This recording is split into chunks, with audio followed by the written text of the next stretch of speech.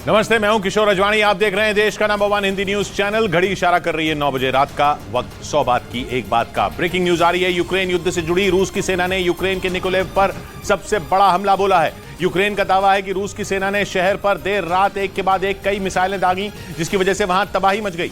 Ukraine के मुताबिक रूस के इस हमले में शहर का एक शॉपिंग मॉल और कई बड़ी इमारतें धराशायी हो गई। आरोप है कि रूसी सेना ने रिहायशी इलाकों को निशाना बनाकर यह हमला किया और यूक्रेन के निकोलेव पर मिसाइलों की बारिश कर वहां भयंकर तबाही मचा दी। यूक्रेन का आरोप है कि पुतिन की फौज ने देर रात शहर के अलग अलग इलाकों को निशाना बनाया, जिसमें कई लोग घायल हो गए। और मिसाइलों की मार से निकोलेव शहर में मौजूद एक शॉपिंग मॉल पूरी तरह तबाह हो गया। यूक्रेन की तरफ से इस हमले के बाद का एक वीडियो भी जारी किया गया, जिसमें फायर ब्रिगेड के कुछ जवान ध्वस्त हो चुकी इमारत में लगी आग पर पानी की बौछार करते दिखाई दिए। देखकर ऐसा लगा जैसे कुछ देर पहले ही इस बिल्डिंग पर मिसाइल गिरी हो। यूक्रेन के मुताबिक रूसी सेना के इस हमले में न सिर्फ ये शॉपिंग मॉल बल्कि वहां कई दूसरी इमारतें भी जमींदोज हो गईं। वहां से आई एक दूसरी तस्वीर में हमले के बाद एक इमारत के परखचे उड़े नजर आए। यूक्रेन का दावा है कि इस हमले से पहले 13 मई को भी रूस ने निकोलेव पर हवाई हमले किए थे, जिसमें 3 लोग घायल हो गए थे। उधर पश्चिमी मीडिया ने दावा किया कि मारियोपोल में पुतिन ने बड़ी संख्या में अपने सैनिकों और ताकतवर हथियारों को जुटाना शुरू कर दिया है। इसी वजह से यह दावा किया जा रहा है कि रूस मारियोपोल में कुछ बहुत बड़ा करने की तैयारी में। पिछले साल जून में रूस ने मारियोपोल पर कब्जा कर लिया था, लेकिन अजोव सागर के किनारे बसे मारियोपोल को जीतने के लिए पुतिन को नाको चने चबाने पड़े थे।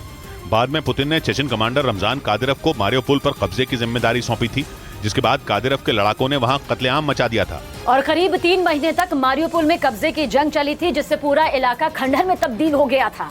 लेकिन अब पश्चिमी मीडिया का दावा है कि रूस ने मारियोपोल के उत्तरी इलाके में सेना को जमा करना शुरू किया है। बड़ी संख्या में बख्तरबंद गाड़ियों और टैंकों को भी रवाना किया गया। इसीलिए ये दावा किया जा रहा है कि पुतिन वहां कुछ बड़ा करने वाले हैं। इस बीच यूक्रेन की सेना ने एक वीडियो जारी किया, जिसमें उसके रॉकेट आग उगलते नजर आए। यूक्रेन ने दावा किया कि उसने बखमुत से पुतिन की फौज को खदेड़ने के बाद जापोरिजिया में भी रूसी फौज को घेरना शुरू कर दिया, जिसका सबूत दिया उसकी तरफ से जारी किए गए एक वीडियो ने, जिसमें यूक्रेन का BM-21 ग्रैड रॉकेट सिस्टम रात के वक्त धुआंधार हमले करता दिखाई दिया। लगातार दागे जा रहे रॉकेटों को देखकर ऐसा लगा मानो किसी ने तबाही का बटन दबा दिया हो। यूक्रेन के मुताबिक एक रात में जापोरिजिया में मौजूद रूस के कई ठिकानों को उसके सैनिकों ने बर्बाद कर दिया, जिससे रूस को भारी नुकसान की आशंका जताई गई। उधर पश्चिमी मीडिया ने दावा किया कि यूक्रेन जल्द स्टॉर्म शैडो मिसाइलों से रूस पर हमले करने की प्लानिंग में है। उसे कुछ दिन पहले ही इस घातक मिसाइल की बड़ी खेप ब्रिटेन से मदद के तौर पर हासिल हुई है और दावा है कि वो इनकी मदद से पुतिन को भीषण जख्म देने की तैयारी में है। पश्चिमी मीडिया का दावा है कि जेलेंस्की इन मिसाइलों के दम पर हमले की नई रणनीति बना रहे हैं और उनके निशाने पर रूस के वो जंगी ठिकाने हैं जहां से उसकी सेना लगातार हमले कर रही है। और जेलेंस्की का मकसद रूस के इन ठिकानों को इस ताकतवर मिसाइल से पूरी तरह बर्बाद करना है, ताकि यूक्रेन पर कब्जे की फिराक में आगे बढ़ रही रूसी सेना को लौटने पर मजबूर किया जा सके। इस बीच पश्चिमी मीडिया ने दावा किया कि जंग के मैदान में किंजल मिसाइल की नाकामी ने रूस के राष्ट्रपति पुतिन की टेंशन बढ़ा दी। एक रोज पहले यूक्रेन ने दावा किया था कि उसकी सेना ने रूस की तरफ से किए गए मिसाइल हमलों को नाकाम कर दिया और 6 किंजल मिसाइलों को मार गिराया, जिसने पुतिन की चिंता बढ़ा दी, क्योंकि वो अपनी इस मिसाइल की तारीफ करते नहीं थकते। रूस के मुताबिक किंजल की रफ्तार 11,000 किलोमीटर प्रति घंटा है, यानी आवाज की रफ्तार से करीब 10 गुना तेज। इसके साथ ही ये मिसाइल 450 किलो विस्फोटक के साथ न्यूक्लियर हथियार अपने साथ ले जाने की ताकत रखती है और इसकी रेंज करीब 2000 किलोमीटर है। मतलब ये कि किंजल मिसाइल पुतिन की फौज का सबसे खतरनाक और भरोसेमंद हथियार है। लेकिन यूक्रेन का दावा है कि उसने हाइपरसोनिक मिसाइल किंजल को अपने पेट्रियट डिफेंस सिस्टम से मार गिराया। हालांकि रूस ने यूक्रेन के इस दावे को सिरे से खारिज कर दिया और अमेरिका को तो इस बात का शक है कि यूक्रेन ने कीव में रूस की जिन 6 किंजल मिसाइलों को मारने का दावा किया वो असल में हाइपरसोनिक मिसाइलें थी ही नहीं। यूक्रेन का दावा है कि उसने कीव पर हमले के इरादे से दागी गई रूस की किंजल मिसाइलों को ढेर कर दिया था, जो रूस की सबसे घातक मिसाइलें मानी जाती हैं। लेकिन अमेरिका ने आरोप लगाया कि रूस ने इन किंजल मिसाइलों के नाम पर सारी दुनिया को सिर्फ डराने का काम किया है, क्योंकि ये असल में हाइपरसोनिक मिसाइलें हैं ही नहीं। हाइपरसोनिक मिसाइल वो मिसाइल होती है जो आवाज की रफ्तार से 5 गुना तेज होती है। यही वजह है कि इन्हें पकड़ पाना लगभग नामुमकिन होता है। पर अगर यूक्रेन का इन मिसाइलों को ढेर करने का दावा सही है, तो फिर रूस की इन मिसाइलों के हाइपरसोनिक मिसाइल होने की बात पर सवाल उठने लगे, क्योंकि रूस का दावा है कि दुनिया का कोई भी मिसाइल डिफेंस सिस्टम उसकी किंजल मिसाइल का बाल भी माका नहीं कर सकता। लेकिन यूक्रेन ने उन्हें ढेर कर उसके इस दावे की हवा निकाल दी।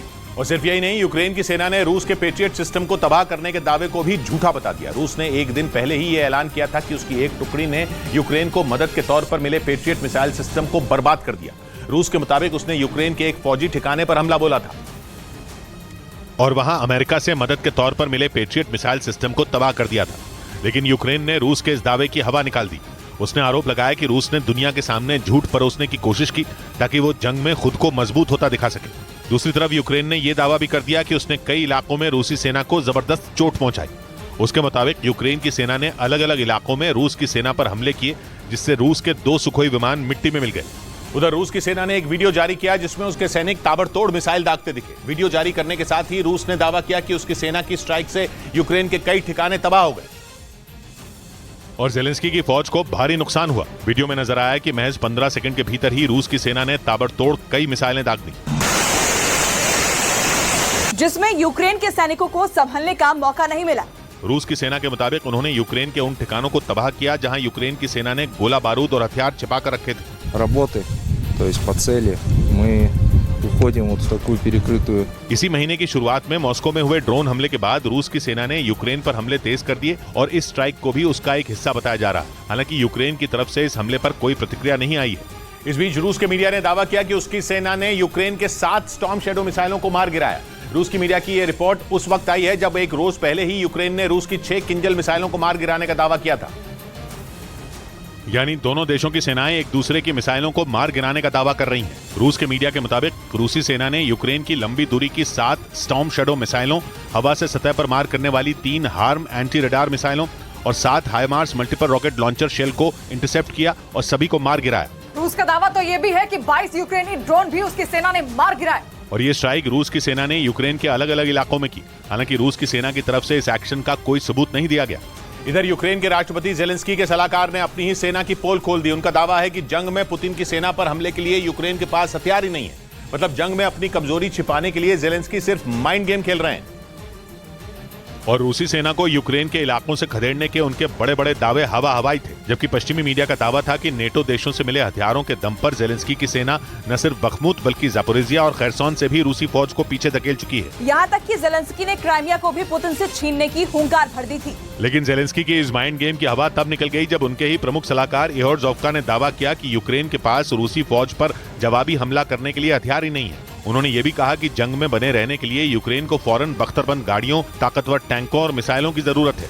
उधर यूक्रेन ने दावा किया कि उसने बखमुत को रूस से छीन लिया है। हालांकि उसने ये माना कि रूस की सेना बखमुत में मौजूद है और जवाबी कार्रवाई के लिए आगे बढ़ रही है, क्योंकि बखमुत रूस और यूक्रेन दोनों के लिए नाक का सवाल बन चुका है। रूस किसी भी कीमत पर बखमुत चाहता है तो यूक्रेन भी वहां से पीछे नहीं हट रहा। उसने तो ये तक दावा कर दिया कि बखमुत पर यूक्रेन का कब्जा हो चुका है। बखमुत पूर्वी यूक्रेन का शहर है और यूक्रेन ने दावा किया कि वो बखमुत में करीब 12 किलोमीटर अंदर जा चुका है, जो रूस का बखमुत हथियाने का प्लान फेल कर सकता है। हालांकि पुतिन की आर्मी बखमुत से पीछे नहीं हटी है। ये जानकारी खुद यूक्रेन ने दी और बताया कि रूस की सेना बखमुत के अंदर तक घुसी हुई है, जिसे निकालना आसान नहीं होगा। इधर आतंकी संगठन टीटीपी यानी तहरीक-ए-तालिबान पाकिस्तान ने नई वर्दी में अपने लड़ाकों की तस्वीरें जारी कर दी, जिसके बाद पाकिस्तान ने अफगानिस्तान को घेर लिया। पाकिस्तान का आरोप है कि तालिबान अफगानिस्तान में टीटीपी के आतंकियों को ट्रेनिंग देने में जुटे हैं, जो ट्रेनिंग के बाद पाकिस्तान के शहरों को निशाना बनाते हैं। पाकिस्तान का आरोप है कि तालिबान के संरक्षण में टीटीपी लगातार अपनी ताकत बढ़ा रहा है। इसी बीच टीटीपी ने सेना की वर्दी पहने अपने कुछ आतंकियों की तस्वीरें जारी की, जिनमें टीटीपी के आतंकी नाइट विजन गॉगल्स और घातक हथियारों से लैस दिखाई दिए। पाकिस्तान का दावा है कि टीटीपी के आतंकियों की वर्दी ठीक वैसी ही है जैसी तालिबानी लड़ाके पहनते हैं।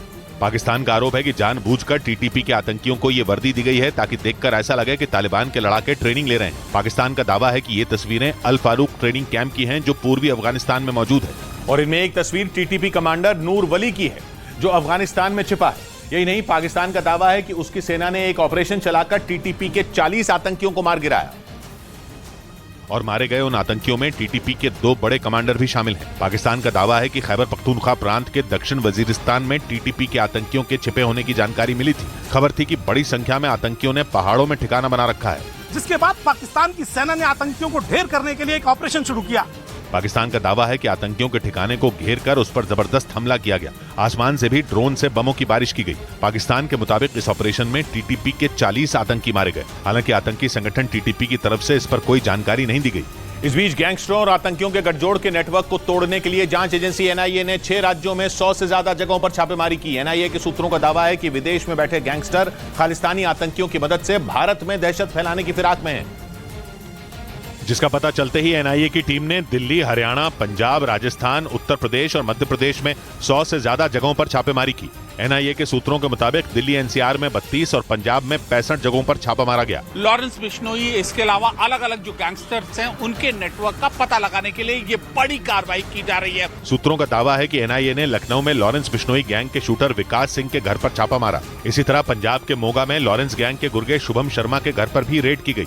राजस्थान के श्रीगंगानगर और पंजाब के बठिंडा में भी लॉरेंस गैंग के गुर्गों पर नकेल कसी गई। उधर पाकिस्तान के पंजाब प्रांत की सरकार ने इमरान की पार्टी को अल्टीमेटम दिया कि वो लाहौर के जमान पार्क में छिपे आतंकियों को पुलिस के हवाले कर दे। इमरान खान का घर लाहौर के जमान पार्क में है और पाकिस्तान के पंजाब प्रांत की सरकार को शक है कि इमरान के जमान पार्क वाले घर में 30 से 40 आतंकी छिपकर बैठे हैं और इसीलिए इमरान की पार्टी पीटीआई को अल्टीमेटम मिला कि वो आतंकियों को पुलिस को सौंप दे। खबर है कि पुलिस ने इमरान के घर को घेर लिया और सरकार ने पीटीआई को आतंकियों को सौंपने के लिए 24 घंटे का वक्त दिया। पाकिस्तान के पंजाब प्रांत के सूचना मंत्री आमिर मीर ने बयान जारी किया कि पीटीआई को इन आतंकवादियों को सौंप देना चाहिए, वरना कानून अपना काम करेगा। यानी राजनीतिक अस्थिरता से जूझ रहे पाकिस्तान में एक नया बखेड़ा खड़ा हो गया, क्योंकि इमरान खान और उनकी पार्टी पर आतंकवादियों को पनाह देने का आरोप लगा। पाकिस्तान के पंजाब प्रांत की सरकार ने तो ये तक कह दिया कि इमरान की पार्टी आतंकियों की तरह बर्ताव कर रही है, क्योंकि उसके पास इस बात के पक्के सबूत हैं कि इमरान के जमान पार्क वाले घर में आतंकवादी छिपे हैं। और पाकिस्तान के पंजाब प्रांत की सरकार के इन आरोपों के बाद इमरान खान के एक ट्वीट ने सनसनी मचा दी। उन्होंने आशंका जताई कि शहबाज शरीफ सरकार उन्हें एक बार फिर गिरफ्तार करने की तैयारी में है। यानी इमरान खान को डर है कि उन्हें फिर से गिरफ्तार किया जा सकता है। यही बात उन्होंने अपने ट्वीट के जरिए पूरी दुनिया को बताई। इमरान खान के मुताबिक लाहौर के जमान पार्क में मौजूद उनके घर को पाकिस्तान पुलिस ने चारों तरफ से घेर लिया है। ऐसे में उन्हें कभी भी गिरफ्तार किया जा सकता है। इस ट्वीट के बाद इमरान खान ने एक वीडियो संदेश भी जारी किया, जिसमें उन्होंने अपने घर में आतंकियों को छिपाने के आरोपों को सिरे से खारिज कर दिया। 40 दहशतगर्द अगर घर में हैं तो मेरी जिंदगी को भी खतरा है, मेहरबानी करके जरूर आए यहाँ। इसके साथ ही इमरान खान ने शहबाज शरीफ सरकार पर उन्हें फंसाने का भी आरोप लगाया। इस बीच खबर आई कि पाकिस्तान में सेना के कार्यालय पर हमला करने वालों के खिलाफ आर्मी एक्ट के तहत मुकदमा दर्ज किया जाएगा, जिसके बाद इमरान समर्थकों में हड़कंप मच गया। खबर है कि केवल इमरान समर्थकों को ही नहीं बल्कि इमरान खान पर आर्मी एक्ट के तहत केस दर्ज करने की तैयारी है। यानी इमरान और उनके समर्थक बहुत बड़ी मुसीबत में फंसने वाले हैं, क्योंकि पाकिस्तान में आर्मी एक्ट की धारा 59 के तहत केस दर्ज होने के बाद अगर आरोपी दोषी साबित हुआ तो उसे मौत की सजा सुनाई जाती है। खबर है कि इमरान समेत पाकिस्तान में सेना के कार्यालय पर हमला करने वालों पर आर्मी एक्ट के तहत केस दर्ज किया जाएगा और ये खबर पाकिस्तान में जंगल की आग की तरह फैली, जिसके बाद इमरान समर्थकों में हड़कंप मच गया। पाकिस्तान तहरीक-ए-इंसाफ पार्टी के कराची से सांसद महमूद मौलवी ने तो पार्टी छोड़ने तक का ऐलान कर दिया। महमूद मौलवी ने बयान दिया कि वो सेना के खिलाफ नहीं जा सकते। मतलब ये कि आर्मी एक्ट का नाम सुनते ही इमरान समर्थकों के पसीने छूटने लगे और वो इमरान का साथ छोड़कर पीछे हटने लगे, जबकि इमरान की गिरफ्तारी के बाद उनके सभी समर्थकों ने हिंसा की आग में घी डाला था। लेकिन पाकिस्तान के पूर्व प्रधानमंत्री इमरान खान की मुश्किलें तब और बढ़ गईं जब पाकिस्तान चुनाव आयोग ने इमरान खान को पीटीआई यानी पाकिस्तान तहरीक-ए-इंसाफ पार्टी के अध्यक्ष पद से हटाने की कार्रवाई शुरू कर दी, क्योंकि तोशाखाना मामले में इमरान खान को अयोग्य ठहराया गया था और फिर ईसीपी यानी इलेक्शन कमीशन ऑफ पाकिस्तान ने उन्हें अध्यक्ष पद से हटाने की कार्रवाई शुरू कर दी, जिसके खिलाफ इमरान खान ने लाहौर हाई कोर्ट का दरवाजा खटखटाया और इलेक्शन कमीशन की कार्रवाई को अमान्य घोषित करने की अपील की, जिस पर अब 19 मई को कोर्ट सुनवाई करेगी। वहीं इससे पहले भी इमरान खान को इसी मामले में लाहौर हाई कोर्ट से राहत मिली थी, जब कोर्ट ने इलेक्शन कमीशन की कार्रवाई पर रोक लगा दी थी। और पाकिस्तान के मीडिया का दावा है कि बेहाल अर्थव्यवस्था की वजह से सेना प्रमुख आसिम मुनीर शहबाज शरीफ सरकार का तख्ता पलट नहीं करेंगे। पिछले हफ्ते पाकिस्तान के पूर्व प्रधानमंत्री इमरान खान की गिरफ्तारी के बाद वहां के कई शहरों में हिंसा भड़क गई थी और आरोप है कि इमरान खान की पार्टी पीटीआई यानी पाकिस्तान तहरीक-ए-इंसाफ के समर्थकों ने सेना के कई अधिकारियों के घरों को भी निशाना बनाया था, जिसके बाद हालात संभालने के लिए सेना को मोर्चा संभालना पड़ा था। और इसी वजह से ये अटकलें लगाई जाने लगी थी कि पाकिस्तान की सेना शहबाज सरकार का तख्ता पलट कर सकती है। लेकिन पाकिस्तान के मीडिया का दावा है कि इस बार हालात सेना के पक्ष में नहीं है, क्योंकि पाकिस्तान भयानक आर्थिक संकट में फंसा है, वो दिवालिया होने की कगार पर है। ऐसे में सेना तानाशाही थोपकर एक और मुसीबत मोल नहीं लेना चाहेगी। इसीलिए पाकिस्तान के मीडिया का दावा है कि जनरल मुनीर तख्ता पलट का रिस्क नहीं उठाना चाहते। उधर चीन में पाकिस्तान में हुई हिंसा से जुड़ी खबरें दिखाने पर कई तरह की पाबंदियां लगा दी गईं, क्योंकि चीन को ऐसा लग रहा है कि जो कुछ पाकिस्तान में हुआ वो उसके लिए मुसीबत बन सकता है। और इसीलिए चीन के मीडिया ने इमरान की गिरफ्तारी से जुड़ी खबर तो दिखाई, लेकिन वहां हुई हिंसा की कवरेज पर बैन लगा दिया। चीन में सोशल मीडिया पर भी पाकिस्तान की हिंसा से जुड़ी खबरों को नाप तोल कर शेयर किया गया, जिसके लिए कुछ हैशटैग तक बैन कर दिए गए। इमरान की गिरफ्तारी के बाद पाकिस्तान की दुर्दशा की तस्वीरें भारत समेत दुनिया के कई देशों की सुर्खियां बनी, लेकिन चीन को इस मुद्दे पर सांप सूंघ गया। वो पाकिस्तान की हिंसा को संवेदनशील बताकर चुप रहा। ये तक खबर आई कि चीन की सरकार ने अपने नागरिकों को पाकिस्तान के हालात के बारे में बात तक करने से रोक दिया और न तो वहां के सरकारी चैनल पर और न ही सोशल मीडिया पर पाकिस्तान में लगी आग की खबर को तवज्जो मिली, क्योंकि चीन को डर है कि हिंसा करने वाले पाकिस्तान में रहने वाले चीनी नागरिकों को निशाना बना सकते हैं। चीन के मीडिया ने दावा किया कि पाकिस्तान में रहने वाले चीनी नागरिकों को सावधान रहने के लिए कहा गया, क्योंकि उसे खबर मिली कि कराची में एक कंपनी में काम करने वाले चीन के 31 मजदूरों पर हमला हुआ था, लेकिन पुलिस ने उन्हें बचा लिया। जिसके बाद लाहौर में चीन के कॉन्सुलेट में काम करने वाले चीनी नागरिकों को आगाह किया गया और उनसे कहा कि वो जरूरत पड़ने पर ही घर से बाहर जाएं और ऐसी जगहों से दूर रहें जहां माहौल खराब है। मतलब पाकिस्तान के हालात ने चीन के पसीने छुड़ा दिए और वो डर गया। अटकलें लगी कि इसी डर की वजह से उसने अपने देश में पाकिस्तान की हिंसा से जुड़ी खबरें दिखाने पर रोक लगा दी, क्योंकि उसे डर था कि अगर वो बढ़ चढ़कर यह खबर दिखाएगा तो पाकिस्तान में रहने वाले चीन के नागरिकों की जान खतरे में पड़ जाएगी। इस बीच पाकिस्तान में इमरान और सेना के बीच चल रही जंग को रोकने के लिए सऊदी अरब के उप गृह मंत्री इस्लामाबाद पहुंचे। खबर है कि खुद सऊदी अरब के क्राउन प्रिंस ने अपना दूत वहां भेजा। इससे पहले खबर आई कि यूएई के राष्ट्रपति ने पाकिस्तान के आर्मी चीफ को फोन किया था। यानी पाकिस्तान के जलते ही मुस्लिम देशों की टेंशन बढ़ गई। वो परेशान हो गए और पाकिस्तान में शांति का रास्ता तलाशने लगे, क्योंकि खबर है कि सऊदी अरब के क्राउन प्रिंस ने वहां के उप गृह मंत्री को अपना दूत बनाकर पाकिस्तान भेजा। हालांकि पाकिस्तान का कहना है कि वो रोड टू मक्का प्रोजेक्ट के लिए इस्लामाबाद पहुंचे, जबकि इससे पहले खबर आई कि यूएई के राष्ट्रपति ने आसिम मुनीर को फोन किया और इमरान और उनके बीच मध्यस्थता का प्रस्ताव रखा, क्योंकि पाकिस्तान में इमरान और आसिम मुनीर एक दूसरे को काट खाने को दौड़ रहे हैं। दोनों का झगड़ा इतना बढ़ गया कि पाकिस्तान की हालत बद से बदतर हो गई, जिसने पाकिस्तान के दोस्तों और मुस्लिम देशों को टेंशन में डाल दिया। इधर महाराष्ट्र के नासिक में मौजूद त्र्यंबकेश्वर मंदिर के मुख्य द्वार का शुद्धिकरण किया गया। वहां 13 मई को दूसरे धर्म के कुछ लड़कों ने घुसकर चादर चढ़ाने की कोशिश की थी, जिसके बाद हिंदू महासभा नाम के संगठन के लोगों ने मंदिर के मुख्य द्वार का शुद्धिकरण करवाया और गंगा जल के साथ ही गोमूत्र से मंदिर के मुख्य द्वार को धोने के बाद ही वहां विधि विधान से पूजा हुई। इसके अलावा मंदिर के बाहर एक पोस्टर भी लगा दिया गया, जिसमें साफ तौर पर लिखा है कि दूसरे धर्मों के लोगों को इस मंदिर में प्रवेश नहीं है। ऐसा इसलिए क्योंकि 13 मई को दूसरे धर्म के कुछ लड़कों ने मंदिर में जबरन घुसने की कोशिश की थी, जिसकी जांच के लिए महाराष्ट्र सरकार ने एक दिन पहले ही एसआईटी का गठन भी कर दिया। उधर पटना में हनुमंत कथा करने पहुंचे भागेश्वर धाम के धीरेन्द्र शास्त्री के स्वागत में लगे पोस्टरों पर कालिख पोत दी गई। यहां तक कि पोस्टरों पर आपत्तिजनक शब्द भी लिख दिए गए और जिस शख्स ने ऐसा किया उसका एक वीडियो भी सामने आया। तस्वीरों में वो आदमी रात के अंधेरे में सुनसान सड़क पर काले पेंट से पोस्टर को खराब करता दिखा। इसके बाद पटना में जगह जगह धीरेन्द्र शास्त्री के पोस्टरों पर कालिख पुती नजर आई। रात के अंधेरे में उनके जो फोटो लगे हुए हैं उसके ऊपर कालिख पोत दी गई है। इससे पहले धीरेन्द्र शास्त्री के स्वागत में लगे पोस्टर फाड़े गए थे। पोस्टर फाड़ सकते हो, लेकिन जो बिहार के वासियों के हृदय में बैठे हुए हैं बागेश्वर धाम, उसमें कहां से तुम निकालोगे? लेकिन उनके भक्त तो आग बबूला हो गए। जो छोटा बुद्धि हो वही कर सकता है। धीरेन्द्र शास्त्री ने जब पटना आने का ऐलान किया था तभी से वहां बवाल शुरू हो गया था। लेकिन बागेश्वर धाम के पंडित धीरेन्द्र शास्त्री के हिंदू राष्ट्र वाले बयान पर बखेड़ा खड़ा हो गया। नीतीश कुमार ने धीरेन्द्र शास्त्री को नसीहत दी कि वो ऐसा बयान न दें। पटना में बागेश्वर धाम वाले बाबा का दरबार लगा, जिसमें जबरदस्त भीड़ उमड़ी। पर्ची कटवाकर लोगों ने पंडित धीरेन्द्र शास्त्री से अपनी समस्याओं का हल जाना, लेकिन जैसे ही उन्होंने भीड़ के सामने हिंदू राष्ट्र वाला बयान दिया, सियासी बवाल शुरू हो गया, क्योंकि बागेश्वर धाम वाले बाबा ने भारत को हिंदू राष्ट्र बनाने का संकल्प दोहराया। धर्म का ध्वज मस्तक पर तिलक लगाकर निकलने लगेंगे, उसी दिन भारत हिंदू राष्ट्र की ओर अग्रसर हो जाएगा। जिसके बाद बिहार के मुख्यमंत्री ने पंडित धीरेन्द्र शास्त्री को ऐसे बयानों से बचने की नसीहत दे डाली। और किसी भी धर्म के खिलाफ किसी तरह की बात नहीं होनी चाहिए। आज जिसको खुद अपना पूजा करना है करे। पंडित धीरेन्द्र शास्त्री के बिहार में दरबार पर वैसे ही खूब सियासत हुई, क्योंकि नीतीश और तेजस्वी इसका हिस्सा नहीं बने, जिससे बीजेपी को महागठबंधन को घेरने का मौका मिल गया। इधर कांग्रेस नेता और मध्य प्रदेश के पूर्व मुख्यमंत्री दिग्विजय सिंह ने ऐलान कर दिया कि वो आने वाले लोकसभा चुनाव में ज्योतिरादित्य सिंधिया को टक्कर दे सकते हैं। फिलहाल दिग्विजय सिंह और ज्योतिरादित्य सिंधिया दोनों ही मध्य प्रदेश से राज्यसभा के सांसद हैं। लेकिन दिग्विजय के इस बयान के बाद ये चर्चा तेज हो गई कि आने वाले लोकसभा चुनाव में दोनों के बीच टक्कर हो सकती है। कांग्रेस नेता दिग्विजय सिंह ने कहा कि अगर पार्टी कहेगी तो वो सिंधिया के खिलाफ चुनाव जरूर लड़ेंगे। पार्टी का मैं कार्यकर्ता हूँ, सिपाही हूँ, जो आदेश होगा। ऐसा इसलिए क्योंकि 2018 में कांग्रेस ने मध्य प्रदेश का चुनाव जीतकर वहां सरकार बनाई थी, पर सिंधिया के बीजेपी में चले जाने से कांग्रेस की सरकार गिर गई थी। हालांकि उससे पहले सिंधिया खुद ही गुना लोकसभा सीट से चुनाव हार गए थे। उधर रूस के राष्ट्रपति पुतिन के वफादार चेचन कमांडर रमजान कादिरोव ने जेलेंस्की की सेना को खुली धमकी दे दी। पश्चिमी मीडिया में छपी रिपोर्ट के मुताबिक कादिरोव ने 2 टूक कह दिया कि रूस के T-72 टैंक यूक्रेन के एब्रम्स टैंकों के टुकड़े टुकड़े कर देंगे और जंग के मैदान में उन्हें पूरी तरह रौंद डालेंगे। 2 रोज पहले ही अमेरिका ने घोषणा की थी कि यूक्रेन के सैनिकों को एब्रम्स के अपग्रेडेड वर्जन की ट्रेनिंग दी जाएगी, जिसके बाद एब्रम्स टैंकों पर रमजान कादिरोव का यह बयान आ गया। पश्चिमी मीडिया में छपी रिपोर्ट के मुताबिक कादिरोव ने अमेरिका से यूक्रेन को मिले एब्रम्स टैंकों को बच्चों की पैडल कार बता दिया।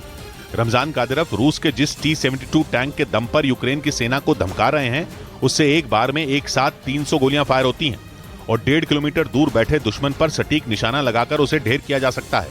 हालांकि युद्ध के दौरान यूक्रेन के सैनिकों ने एब्रम्स टैंकों से रूस के बाहुबली T-72 टैंकों को करारा जवाब दिया। इस बीच रूस से जारी भीषण जंग में यूक्रेन के जवान जुगाड़ के ड्रोन से काम चलाते दिखाई दिए। यूक्रेन के सैनिक ड्रोन में बदलाव कर उसका इस्तेमाल कर रहे हैं ताकि रूस के जवानों को ढूंढकर उन्हें मौत की नींद सुलाई जा सके। यूक्रेन के सैनिक कैसे जुगाड़ के ड्रोन का इस्तेमाल कर रहे हैं, इसका एक वीडियो भी सामने आया, जिसमें एक जवान एक ड्रोन पर विस्फोटक बांधता नजर आया। विस्फोटक बांधने के बाद उसने उस ड्रोन को आसमान में उड़ा दिया, जिसके कुछ ही देर बाद अलग अलग जगहों पर धमाके होते दिखाई दिए। बताया गया कि इसी तरह से यूक्रेन की सेना जुगाड़ के ड्रोन का रूसी फौज पर हमले के लिए इस्तेमाल कर रही है। इधर रूस ने अमेरिका की खुफिया एजेंसी CIA पर पुतिन के खिलाफ प्रोपेगेंडा फैलाने के लिए यूक्रेन में मौजूद उसके नागरिकों को गुमराह करने का आरोप लगाया, ताकि पूरी दुनिया में पुतिन की छवि खराब की जा सके। और सबूत के तौर पर रूस की तरफ से एक वीडियो भी जारी किया गया। रूस का आरोप है कि अमेरिका की खुफिया एजेंसी इस वीडियो का इस्तेमाल पुतिन के खिलाफ प्रोपेगेंडा फैलाने के लिए कर रही है। और वो इस बात का ढिंडोरा पीटने में जुटी है कि रूस में पुतिन लोगों पर अपनी मर्जी थोप रहे हैं। रूस का यह भी आरोप है कि अमेरिका यूक्रेन में रहने वाले रूसी नागरिकों को गुमराह कर रहा है और उन पर पुतिन के खिलाफ मीडिया में बोलने के लिए दबाव बना रहा है। मतलब अमेरिका जंग के अलावा पुतिन को घुटनों पर लाने के लिए दूसरे पैंतरे भी आजमाने में जुटा है।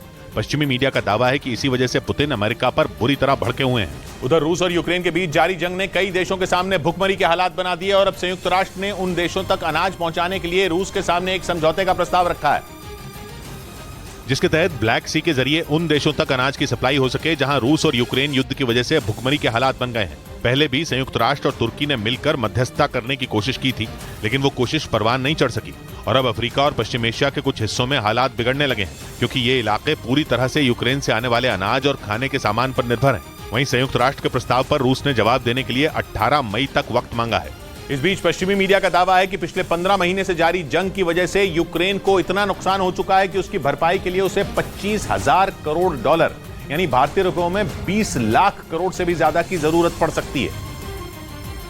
क्योंकि पिछले साल से जारी जंग की वजह से यूक्रेन के कई शहर पूरी तरह तबाह हो चुके हैं। उसकी कई फैक्ट्रियां बंद हो चुकी हैं।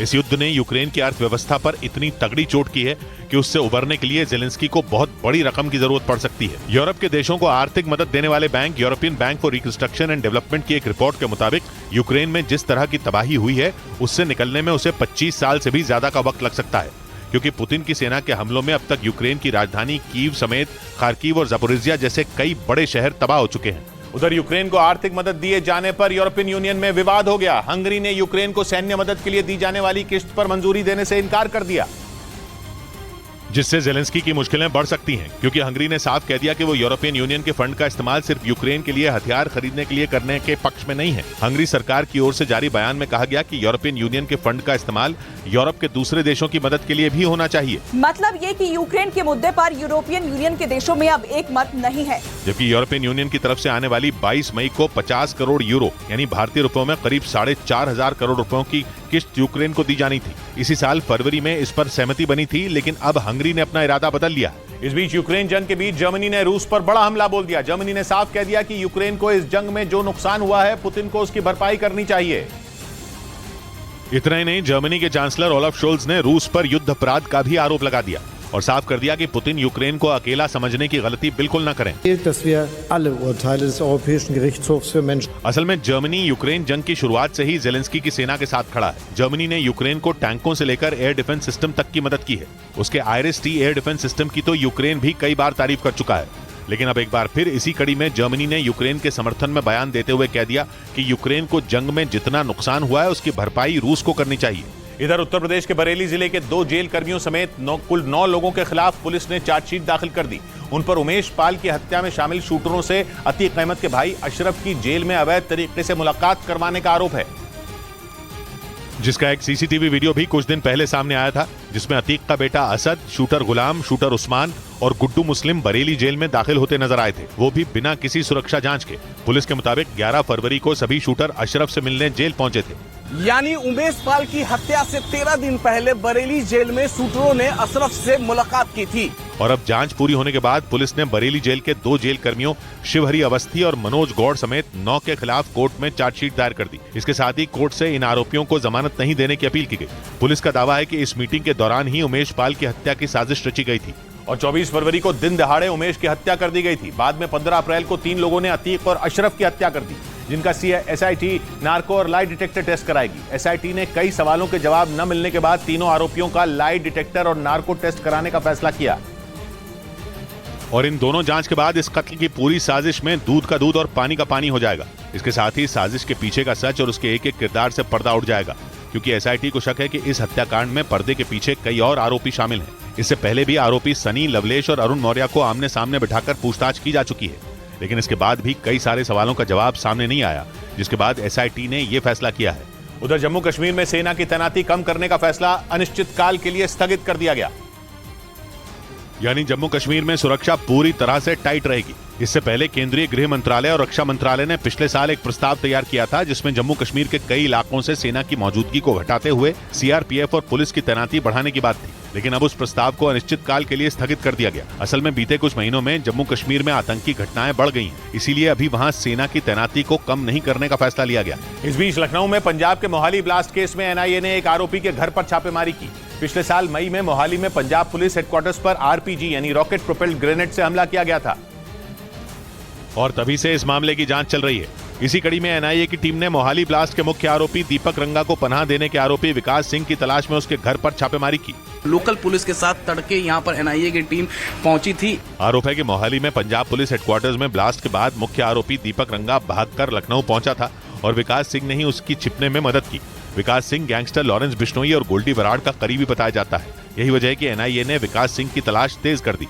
उधर अमेरिका और दक्षिण कोरिया के साथ तनाव के बीच उत्तर कोरिया के शासक किम जोंग उन ने जासूसी सैटेलाइट के काम का निरीक्षण किया, जिसकी तस्वीरें उत्तर कोरिया के मीडिया ने जारी की, जिसमें वो जासूसी सैटेलाइट पर काम करने वाली टीम से जानकारी लेते दिखे। इस दौरान उनकी बेटी भी वहां मौजूद थी। हालांकि उत्तर कोरिया के मीडिया ने ये नहीं बताया कि इस जासूसी सैटेलाइट का कितना काम पूरा हो चुका है, लेकिन दावा किया गया कि इस सैटेलाइट को जल्द लॉन्च किया जाएगा, जिसकी मदद से उत्तर कोरिया आसानी से अपने दुश्मनों पर नजर रख सकेगा। वहीं इस सैटेलाइट की खबर ने अमेरिका और जापान की टेंशन बढ़ा दी।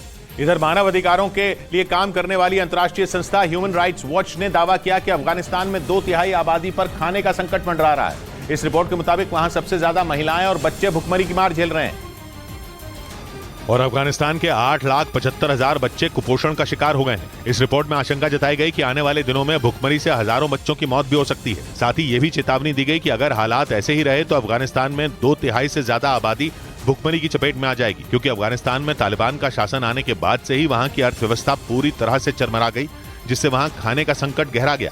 इस बीच चीन ने अपने देश में 1 लाख से ज्यादा सोशल मीडिया अकाउंट पर बैन लगा दिया। चीन का दावा है कि इन अकाउंट से सोशल मीडिया पर फेक न्यूज फैलाई जा रही थी, जिस पर चीन की एक कमेटी की नजर लंबे वक्त से थी, और उसने फैसला लेते हुए 1 महीने के अंदर अंदर 1,07,000 सोशल मीडिया अकाउंट पर पाबंदी लगा दी।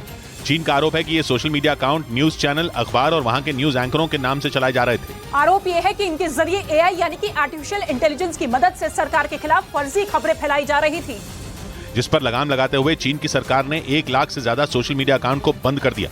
साथ ही करीब 8.5 लाख से ज्यादा खबरें भी डिलीट करवा दी गईं। इसके साथ ही चीन ने बीजिंग में मौजूद दूसरे देशों के दूतावासों में किसी भी तरह के राजनीतिक संदेश लिखने पर पाबंदी लगा दी। दावा है कि यह फैसला चीन ने इसलिए लिया क्योंकि ये कई देशों को दूतावासों में यूक्रेन के समर्थन के नारे लिखे गए, जो चीन को बिल्कुल भी रास नहीं आया। आरोप है कि इसी वजह से चीन ने बीजिंग में मौजूद दूतावासों को एक चिट्ठी लिखकर यह साफ कर दिया कि उसके देश में किसी भी तरह का राजनीतिक प्रोपेगेंडा फैलाने की कोशिश न करें। हालांकि आरोप ये लगाया जा रहा है कि चीन ने ये फैसला रूस से अपनी दोस्ती की वजह से लिया, क्योंकि ये बात पूरी दुनिया जानती है कि चीन भले ही शांति का राग अलाप रहा हो, वो अंदर ही अंदर रूस की भरपूर मदद कर रहा है। यही वजह है वो किसी भी कीमत पर अपने देश में यूक्रेन का समर्थन करने वाले लोग नहीं चाहता। इधर कंबोडिया में चल रहे साउथ ईस्ट एशियन गेम्स के फुटबॉल के फाइनल मुकाबले में मारपीट हो गई। ये फाइनल मुकाबला इंडोनेशिया और थाईलैंड के बीच खेला जा रहा था, जिसमें रेफरी की तरफ से दिए गए पेनल्टी किक के इशारे के बाद हंगामा हो गया। असल में रेफरी ने मैच खत्म होने से 1 सेकंड पहले पेनल्टी किक के लिए सीटी बजाई, जिसे इंडोनेशिया के खिलाड़ियों ने मैच समाप्त होने की घोषणा समझा और जीत का जश्न मनाने लगे। पर इतनी देर में थाईलैंड के एक खिलाड़ी ने पेनल्टी किक के जरिए गोल कर मैच का स्कोर बराबर कर दिया, जिसके बाद दोनों तरफ के खिलाड़ियों के बीच जमकर धक्का मुक्की शुरू हो गई, जो देखते ही देखते मारपीट में बदली और दोनों तरफ के कई खिलाड़ी घायल हो गए। इसके बाद रेफरी ने हंगामा करने वाले थाईलैंड के कुछ खिलाड़ियों को रेड कार्ड दिखाकर बैठा दिया और फिर एक्स्ट्रा टाइम में हुए मुकाबले को इंडोनेशिया ने 5-2 से जीत लिया। उधर WHO यानी विश्व स्वास्थ्य संगठन के मुताबिक दक्षिण एशिया और दक्षिण पूर्व एशिया के देशों में 1/4 युवा हाई ब्लड प्रेशर की समस्या से जूझ रहे हैं। जिसके पीछे की वजह है खराब खान पान। विश्व स्वास्थ्य संगठन के मुताबिक दक्षिण एशिया और दक्षिण पूर्व एशिया के देश भारत, नेपाल, बांग्लादेश, श्रीलंका और थाईलैंड में हालात काफी खराब हैं। WHO ने बताया कि दक्षिण पूर्व एशियाई देशों में 1/4 युवा हाई ब्लड प्रेशर की समस्या से जूझ रहे हैं। लेकिन हैरान करने वाला दावा तो यह है कि हाई ब्लड प्रेशर की समस्या से परेशान 3 युवाओं में सिर्फ 1 का ही इलाज चल रहा है। WHO के मुताबिक इसीलिए इन देशों में हृदय रोग से मौत का आंकड़ा बढ़ रहा है। इस बीच लखनऊ में खेले गए आईपीएल के एक मैच के बाद तेज गेंदबाज मोहसिन खान की सोशल मीडिया पर चर्चा तेज हो गई। लखनऊ सुपर जायंट्स की जीत के हीरो रहे मोहसिन खान के पिता पिछले 10 दिन से आईसीयू में थे और मैच वाले दिन ही घर लौटे थे।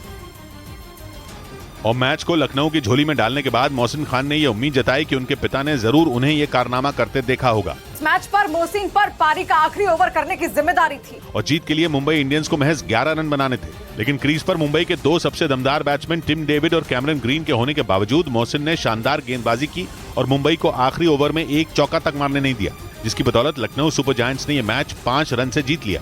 इधर राजस्थान के बीकानेर में बीएसएफ ने पाकिस्तान से ड्रोन के जरिए भेजी गई नशे की खेप को बरामद कर लिया। पाकिस्तान से लगी सीमा पर सुरक्षा में तैनात बीएसएफ जवानों ने आसमान में ड्रोन को देखते ही गोली चला दी और उसे जमीन पर गिरा दिया। बीएसएफ यानी बॉर्डर सिक्योरिटी फोर्स के जवानों ने 42 गोलियां चलाईं, जिससे सीमा पार से भेजा गया ड्रोन जमीन पर गिर गया।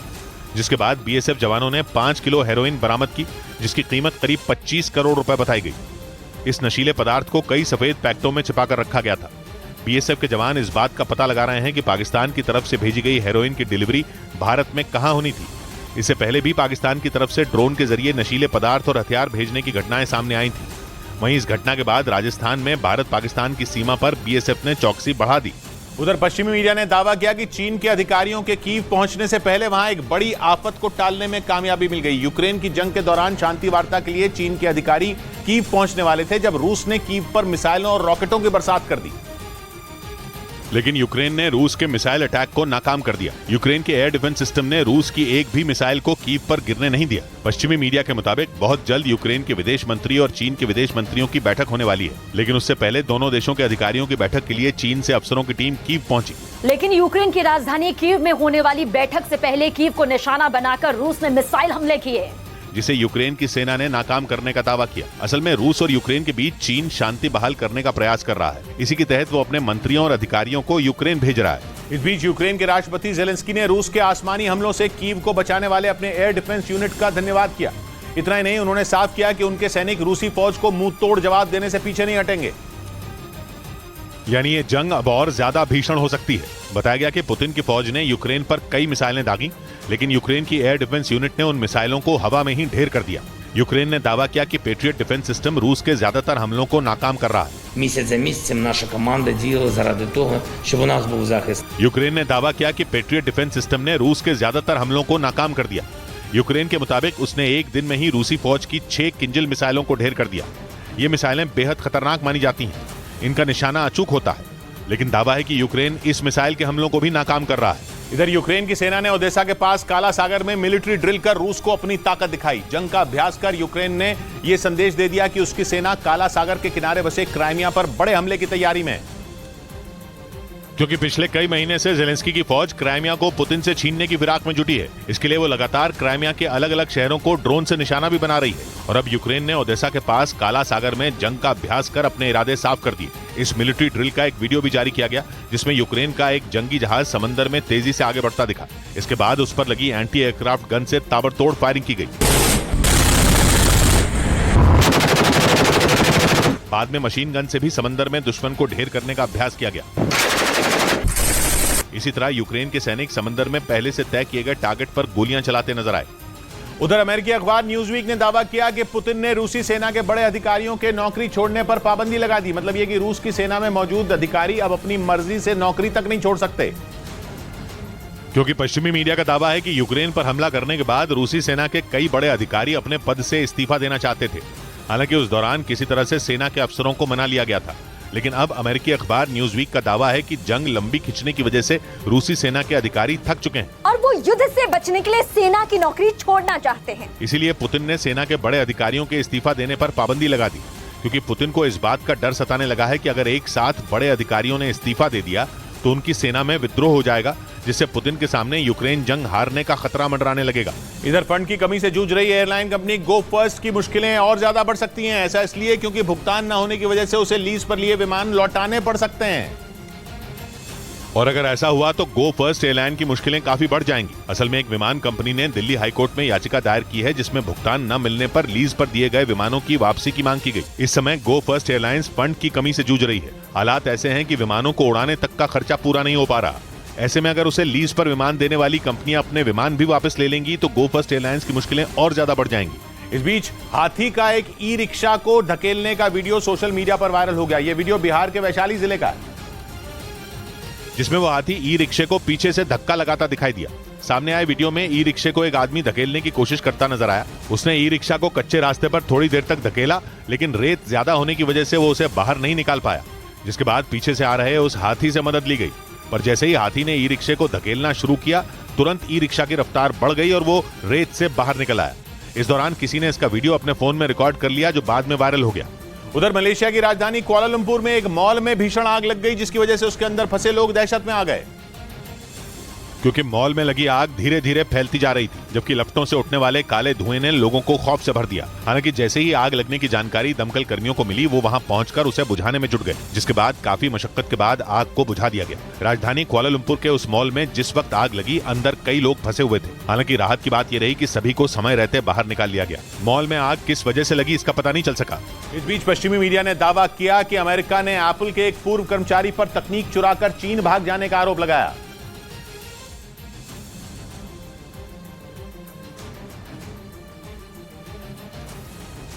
और दावा किया कि उस कर्मचारी ने इस्तीफे से पहले कंपनी की तकनीक की चोरी की। पश्चिमी मीडिया के मुताबिक एप्पल के उस कर्मचारी ने 2017 में इस्तीफा देने से पहले चीन की एक कंपनी के साथ नौकरी पक्की की, लेकिन आरोप है कि इस दौरान उसने कंपनी के डेटा पर हाथ साफ किया। हालांकि ये पहली बार नहीं है जब चीन पर अमेरिका की तकनीक की चोरी करने का आरोप लगा हो। इससे पहले कई बार उस पर ऐसे आरोप लगते रहे, लेकिन चीन हमेशा अपने ऊपर लगाए गए आरोपों को गलत बताता रहा है। उधर मध्य प्रदेश के सतना में पुलिसकर्मियों ने शराब तस्करी के आरोपी की शादी करवा दी। असल में 16 मई को विक्रम चौधरी की शादी होनी थी, लेकिन इससे 2 दिन पहले ही नशे की खेप की तस्करी करने के आरोप में पुलिस ने उसे गिरफ्तार कर लिया और कोर्ट ने मामले की सुनवाई करते हुए आरोपी को जेल भेज दिया, जिसके बाद परिवार वालों ने शादी की जानकारी देते हुए कोर्ट में जमानत अर्जी दाखिल कर दी, जिस पर कोर्ट ने आरोपी को जमानत तो नहीं दी, लेकिन पुलिस की सुरक्षा घेरे में शादी कराने की इजाजत दे दी। और कोर्ट के इस आदेश के बाद 8 पुलिसकर्मी तस्करी के आरोपी को लेकर बारात में शामिल हुए और कड़े पहरे के बीच धूमधाम से उसकी शादी कराई। सुबह 6 बजे तक का समय दिया है। हालांकि शादी के बाद अगले ही दिन आरोपी दूल्हे को वापस जेल भेज दिया गया। इधर लगातार दूसरे दिन भी शेयर बाजार में गिरावट देखने को मिली, जिसकी वजह से निवेशकों के 90,000 करोड़ रुपए डूब गए, जिसकी सबसे बड़ी वजह रियल्टी, आईटी और मेटल शेयरों में भारी बिकवाली रही। इसके साथ ही एनर्जी, बैंकिंग और फार्मा के शेयरों में भी गिरावट रही, जिसे एक ही दिन में निवेशकों के 90,000 करोड़ रुपए डूब गए। सेंसेक्स 372 अंक लुढ़ककर 61,560 पर बंद हुआ, तो वहीं निफ्टी भी 105 अंक गिरकर 18,200 के स्तर पर आ गया। लगातार 2 दिन की गिरावट से निवेशकों को भारी नुकसान उठाना पड़ा। एक दिन पहले भी भारी बिकवाली की वजह से निवेशकों के 55,000 करोड़ रुपए डूब गए थे। उधर यूक्रेन के मीडिया ने एक इमारत की तस्वीर जारी करते हुए दावा किया कि रूस की सेना ने खैरसॉन के एक अस्पताल पर हमला कर दिया। हालांकि इस हमले में किसी के घायल होने की खबर नहीं है, लेकिन दावा किया गया कि हमला उस वक्त हुआ जब अस्पताल में कई मरीज और डॉक्टर मौजूद थे। जो तस्वीर जारी की गई उसमें अस्पताल की इमारत खंडहर में तब्दील नजर आई। खिड़कियां गायब दिखी, तो वहीं इमारत की दीवार को भी काफी नुकसान पहुंचा। अंदर तो हालात और भी बदतर थे, हर जगह सिर्फ मलबा नजर आया। हाल ही में यूक्रेन ने दावा किया था कि पिछले दिनों रूस के सैनिकों ने खैरसॉन पर गोलीबारी की थी, जिसमें 3 बच्चों समेत 7 लोग घायल हो गए थे। इस बीच यूक्रेन के मीडिया ने दावा किया कि जल्द यूक्रेन को पश्चिमी देशों से कई F-16 लड़ाकू विमान मिल सकते हैं, जिसके मिलने से यूक्रेन की सेना की ताकत कई गुना बढ़ जाएगी। ज़ेलेंस्की लगातार पश्चिमी देशों से लड़ाकू विमानों की मांग करते आए हैं। यूक्रेन के मुताबिक कई देश उसे अब फाइटर जेट देने के लिए भी तैयार हो गए। यूक्रेन के रक्षा मंत्री ने उम्मीद जताई कि पश्चिमी देशों से उन्हें करीब 50 F-16 लड़ाकू विमान मिल सकते हैं। पश्चिमी मीडिया का दावा है कि बीते कुछ महीनों में रूसी सेना ने यूक्रेन पर आसमानी हमले तेज किए हैं। बताया गया कि अब इसीलिए पश्चिमी देशों ने भी यूक्रेन को F-16 लड़ाकू विमानों को भेजने का मन बना लिया। उधर ब्रिटेन और हॉलैंड ने मिलकर यूक्रेन की मदद करने का भरोसा दिया ताकि ज़ेलेंस्की की फौज को घातक लड़ाकू विमान मिल सकें। रूसी सेना से निपटने के लिए ज़ेलेंस्की इन दिनों अमेरिका समेत अपने सभी मददगार देशों से फाइटर जेट की मांग कर रहे हैं, जिसे देखते हुए हॉलैंड और ब्रिटेन ने यूक्रेन की हर संभव मदद का भरोसा दिया। इन दोनों देशों ने यूक्रेन की सेना को F-16 समेत कई दूसरे खतरनाक लड़ाकू विमान देने का वादा किया। हालांकि ब्रिटेन ने एक दिन पहले साफ किया कि वो यूक्रेन को अब और फाइटर जेट नहीं देगा, लेकिन उसने जेलेंस्की के सैनिकों को F-16 समेत दूसरे लड़ाकू विमानों को उड़ाने की ट्रेनिंग देने की बात कही थी। ब्रिटेन के इस वादे के बाद हॉलैंड ने जेलेंस्की की दूसरी परेशानी भी दूर कर दी। उसने ये वादा किया कि वो यूक्रेन को F-16 लड़ाकू विमान देगा। हॉलैंड ने हाल ही में यूक्रेन को पेट्रियट मिसाइल डिफेंस सिस्टम भी भेजे थे। इधर संयुक्त राष्ट्र ने चेतावनी दी कि आने वाले 5 साल में लोगों को भीषण गर्मी का सामना करना पड़ सकता है। दावा है कि 2015 से लेकर 2022 तक सबसे ज्यादा गर्मी पड़ी थी और अब जलवायु परिवर्तन में तेजी आने से तापमान में बेतहाशा बढ़ोतरी का अंदेशा जताया गया, जिसकी वजह से दुनिया भर में गर्मी नए रिकॉर्ड बना सकती है। संयुक्त राष्ट्र के मुताबिक भीषण गर्मी की शुरुआत इसी साल के जुलाई महीने से हो सकती है, जो कि साल 2027 तक लोगों को परेशान करने वाली है। दावा है कि एल निन्यो की वापसी की वजह से तापमान बढ़ने का अलर्ट जारी किया गया। एल निन्यो एक प्राकृतिक घटना है जिसमें समुद्र की सतह का तापमान 4 से 5 डिग्री सेल्सियस तक बढ़ जाता है, जिसका सबसे ज्यादा असर प्रशांत महासागर के कई क्षेत्रों पर पड़ता है। इस बीच पाकिस्तान से विस्थापित हिंदू परिवारों के घर ढहाए जाने पर राजस्थान के जैसलमेर में विवाद हो गया। मामला बढ़ता देख अब विस्थापित हिंदू परिवारों को नए घर दिलाने की बात की जा रही है, क्योंकि बीजेपी ने पाकिस्तान से आकर राजस्थान में बसे हिंदू परिवारों के घर तोड़े जाने का मुद्दा उठाते हुए गहलोत सरकार को घेर लिया। साथ ही उन लोगों के लिए घर की व्यवस्था करने की मांग की, जिसके फौरन बाद राजस्थान सरकार की तरफ से विस्थापित हिंदू परिवारों को नए घर दिए जाने की बात कही गई। मुख्यमंत्री जी से बात करके उन लोगों के लिए रास्ता निकालेंगे, उनके लिए मकान की व्यवस्था करेंगे। हाल ही में पाकिस्तान से जैसलमेर में आकर बसे 40 हिंदू परिवारों के घर तोड़ दिए गए थे और उस वक्त वजह बताई गई थी कि ये परिवार सरकारी जमीन पर अतिक्रमण कर रहे थे। साथ ही दावा किया गया था कि प्रशासन ने ये कार्रवाई सरपंच की शिकायत पर की और जैसलमेर के अमर सागर में रहने वाले 40 परिवारों के कच्चे घरों को गिरा दिया गया था। बड़ी बड़ी मशीनों ने घर को तहस नहस कर दिया था, जिसके विरोध में विस्थापित परिवार धरने पर बैठ गए थे। उनका अपने दल बल के साथ में पूरी जत्था और पुलिस वगैरह सब प्रशासन के साथ में आए और अंधाधुंध तोड़ना शुरू कर दिया गया। लेकिन इस कार्रवाई पर विवाद शुरू हुआ तो जिन परिवारों के घर तोड़े गए थे उन्हें फिर से बसाने का भरोसा दिया गया। इधर पाकिस्तान के खैबर पख्तूनख्वा से दिल दहला देने वाली खबर सामने आई। वहां के स्वात घाटी में स्कूल की सुरक्षा में तैनात एक पुलिसकर्मी ने ही स्कूल बस पर ताबड़तोड़ फायरिंग कर दी, जिससे वहां दहशत मच गई और इस फायरिंग में एक लड़की की मौत हो गई, जबकि 5 से ज्यादा छात्र घायल हो गए, जिसके बाद आरोपी को पुलिस ने गिरफ्तार कर लिया। बताया गया कि हमलावर को आतंकी हमले से बचाने के लिए स्कूल के बाहर तैनात किया गया था, लेकिन उसी ने स्कूल की बस पर फायरिंग कर दी। वहीं पुलिस इसे आतंकी घटना मानकर भी जांच कर रही है, क्योंकि स्वात घाटी में कुछ दिन पहले भी TTP यानी तहरीके तालिबान पाकिस्तान ने आतंकी हमले किए थे। स्वात पाकिस्तान के उत्तर पश्चिम में है और इस्लामाबाद से इसकी दूरी करीब 160 किलोमीटर है। स्वात घाटी इतनी खूबसूरत है कि इसे पाकिस्तान का स्विट्जरलैंड भी कहा जाता है। उधर अमेरिका के टेक्सास में खौफनाक बवंडर ने भीषण तबाही मचा दी, जिसकी चपेट में आने से एक की मौत हो गई जबकि कई लोग गंभीर रूप से घायल हो गए। बवंडर से हुई तबाही का एक वीडियो भी सामने आया, जिसमें सड़क किनारे मलबा फैला दिखाई दिया। बवंडर की वजह से कुछ मकानों की छतें उड़ गईं, तो कुछ घरों की खिड़कियां और दरवाजे टूटकर सड़क पर बिखरे नजर आए। कई घर तो पूरी तरह धराशायी होकर मलबे में तब्दील हो गए, जिससे वहां खड़ी गाड़ियां भी इसकी चपेट में आ गईं और वो मलबे में दब गईं। भारी भरकम पेड़ भी इसकी जद में आने से नहीं बच पाए और कई पेड़ मकानों के ऊपर ही गिर गए। ये खौफनाक बवंडर 2 से 4 मिनट तक चला, जिसने पूरे इलाके को तहस नहस कर दिया। इस बीच यूरोप के देश इटली में मूसलाधार बारिश की वजह से बाढ़ जैसे हालात बन गए। वहां उत्तरी इटली में नदियों का जलस्तर खतरे के निशान को पार कर गया, जिसकी वजह से शहरी इलाकों में जगह जगह पानी भर गया। पानी कई इमारतों में भी घुस गया। इटली के मीडिया के मुताबिक बाढ़ का सबसे ज्यादा कहर उत्तरी इटली के इमिलिया रोमानिया इलाके में हुआ। वहां आसमान से बरसी आफत से लोगों का जीना मुहाल हो गया, जिसकी कई तस्वीरें सामने आई। एक इलाके में कई गाड़ियां पानी में डूबी नजर आई। सड़कों पर मटमैला पानी ऐसे बह रहा था मानो वहां कोई नदी बह रही हो, जिसके बाद वहां राहत बचाव की कई टीमों को तैनात कर दिया गया, क्योंकि कई लोगों के लापता होने की खबर सामने आई थी। उधर भारतीय मूल के मशहूर लेखक सलमान रुश्दी ने पश्चिमी देशों में प्रेस की आजादी को खतरे में बताया। सलमान रुश्दी ने यह बयान उस वक्त दिया जब उन्हें फ्रीडम टू पब्लिश अवार्ड से सम्मानित किया गया, जो ब्रिटिश बुक अवार्ड्स की तरफ से उन्हें दिया गया। इस दौरान सलमान रुश्दी ने एक वीडियो संदेश के जरिए पश्चिमी देशों में अभिव्यक्ति की स्वतंत्रता को खतरे में बताया। Freedom to publish has not in my lifetime been under such threat in the countries of the West. Salman Rushdie का यह बयान उस हमले के 9 महीने बाद आया जो न्यूयॉर्क में पिछले साल अगस्त में उन पर हुआ था। उस दौरान एक हमलावर ने कार्यक्रम के बीच ही सलमान रुश्दी पर चाकू से ताबड़तोड़ हमला कर दिया था। इधर दिल्ली के नजदीक उत्तर प्रदेश के गाजियाबाद से हैरान करने वाला एक वीडियो सामने आया, जिसमें लड़कों के 2 गुट आपस में मारपीट करते नजर आए और ये पूरी घटना पास में लगे सीसीटीवी कैमरे में रिकॉर्ड हो गई, जिसमें 2 lड़के मारपीट करते दिखे और फिर हाउसिंग सोसाइटी के गेट से जोर से टकरा गए। साथ ही पास में एक और लड़के को जमीन पर गिराकर डंडे से बेरहमी से पीटा जाता रहा। इसके बाद जो हुआ, ब्रेक के बाद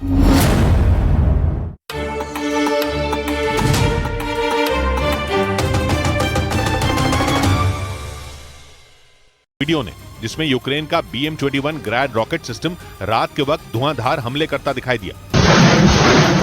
लगातार दागे जा रहे रॉकेटों को देखकर ऐसा लगा मानो किसी ने तबाही का बटन दबा दिया हो। यूक्रेन के मुताबिक एक रात में ज़ापोरिज़िया में मौजूद रूस के कई ठिकानों को उसके सैनिकों ने बर्बाद कर दिया, जिससे रूस को भारी नुकसान की आशंका जताई गई। उधर पश्चिमी मीडिया ने दावा किया कि यूक्रेन जल्द स्टॉर्म शैडो मिसाइलों से रूस पर हमले करने की प्लानिंग में है।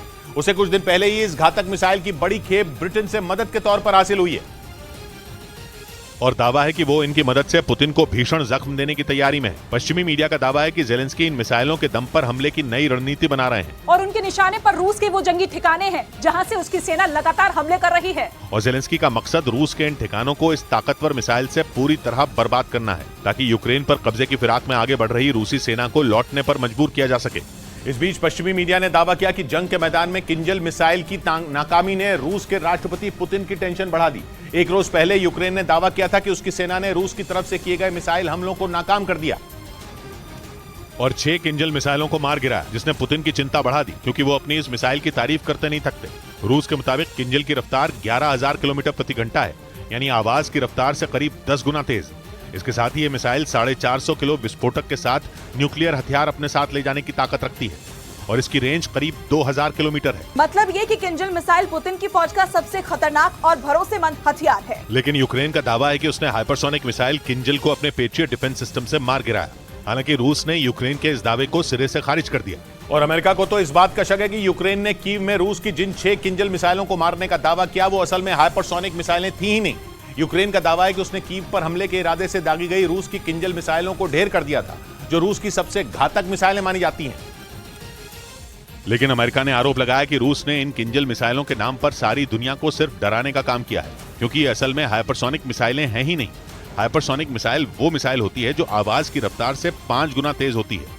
यही वजह है कि इन्हें पकड़ पाना लगभग नामुमकिन होता है। पर अगर यूक्रेन का इन मिसाइलों को ढेर करने का दावा सही है, तो फिर रूस की इन मिसाइलों के हाइपरसोनिक मिसाइल होने की बात पर सवाल उठने लगे, क्योंकि रूस का दावा है कि दुनिया का कोई भी मिसाइल डिफेंस सिस्टम उसकी किंजल मिसाइल का बाल भी माका नहीं कर सकता। लेकिन यूक्रेन ने उन्हें ढेर कर उसके इस दावे की हवा निकाल दी।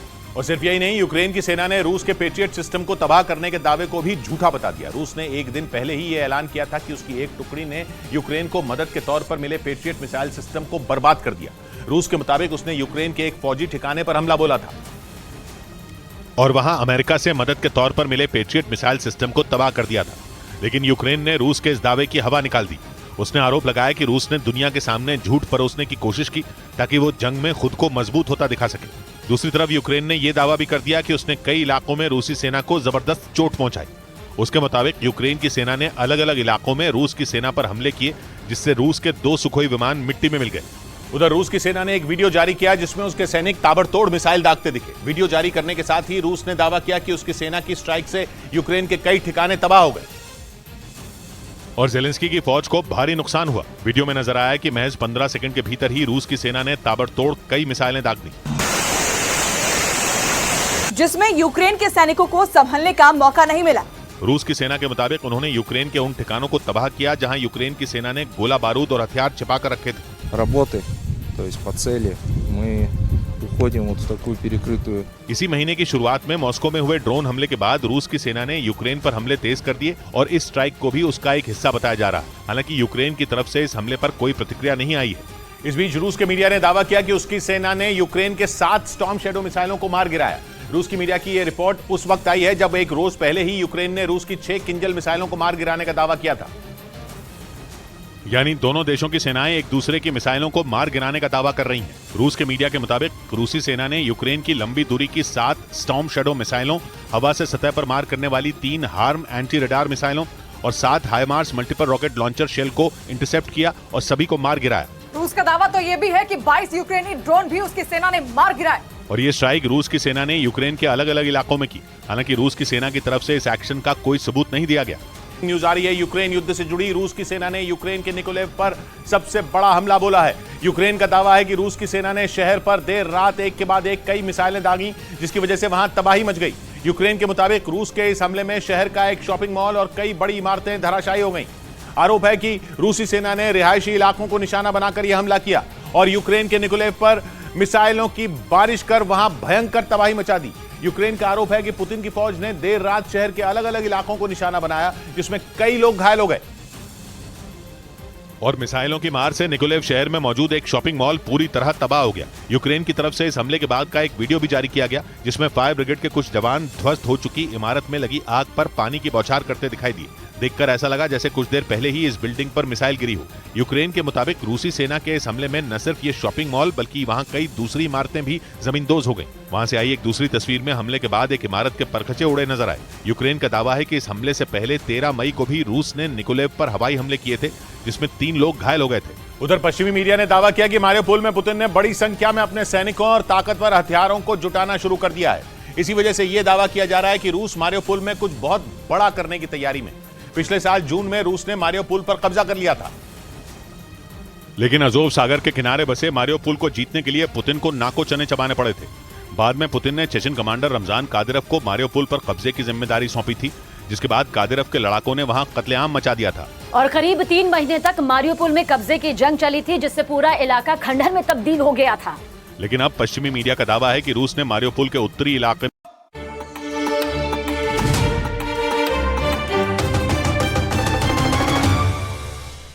ब्रेकिंग न्यूज आ रही है। कर्नाटक के नए मुख्यमंत्री के नाम पर खड़गे के घर पर एक बार फिर मंथन शुरू हो गया है। इससे पहले दिन भर डीके शिव कुमार और सिद्धरमैया दिल्ली में नेताओं से मिलते रहे। दोनों नेताओं ने राहुल गांधी के सामने भी अपनी बात रखी है।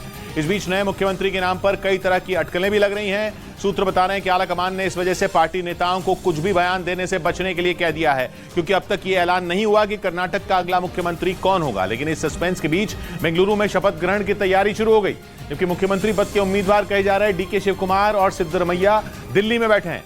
उनका आलाकमान से मुलाकात का सिलसिला थमने का नाम ही नहीं ले रहा, क्योंकि अब तक मुख्यमंत्री का नाम फाइनल नहीं हुआ है।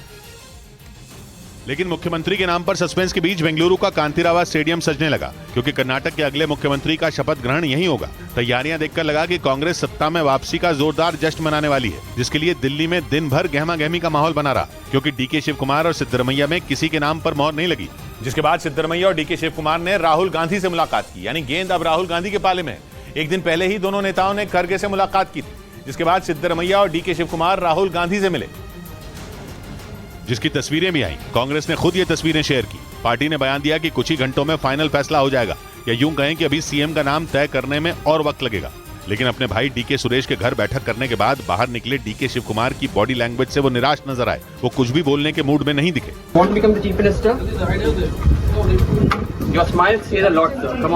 इससे पहले डीके शिव कुमार ने अपने समर्थक विधायकों के साथ अपने भाई डीके सुरेश के घर बैठक की। खबर है कि बैठक में 12 विधायक मौजूद थे। सूत्र बता रहे हैं कि सिद्धरमैया का समर्थन करने वाले विधायकों का नंबर इससे कहीं अधिक है, यानी उनका पलड़ा भारी है। इधर दिल्ली के नजदीक उत्तर प्रदेश के गाजियाबाद से हैरान करने वाला एक वीडियो सामने आया, जिसमें लड़कों के 2 गुट आपस में मारपीट करते नजर आए।